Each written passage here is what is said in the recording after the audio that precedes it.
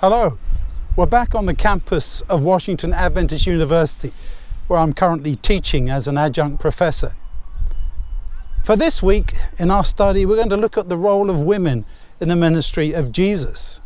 And to me, it's fascinating that Luke, as he writes his gospel, focuses very much on the role of women. He speaks more about the women than the other gospel writers do. He mentions, for example, that they supported Jesus and the disciples from their means.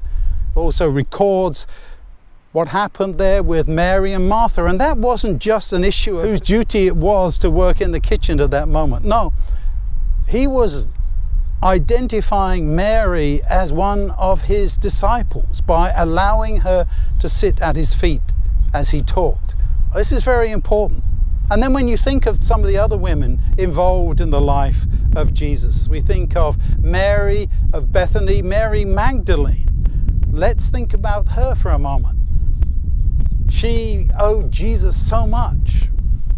She washed and anointed Jesus' feet with her hair and with her tears. And she was the apostle to the apostles. She was the one who was sent because she first saw Jesus after the resurrection and was sent to tell the disciples that Jesus had risen from the dead. And of course we see the women very much there at the end in terms of the crucifixion. That little band of women, including Jesus' mother and the others, watching Jesus as he died. Where were the other disciples? They were gone except for John. And even then, Jesus from the cross tells John to take his mother in as his own mother and for Mary to treat John as her own son.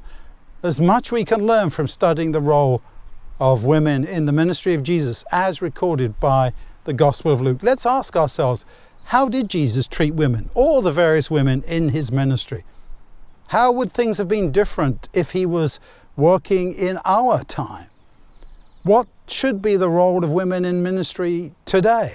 Do we have any examples that we can follow? And most of all, what does God really want? Does he really treat gender in the same way that we do? Or is he willing to accept everybody to come to him? Let's think again about the role of women in ministry. God bless you as you study.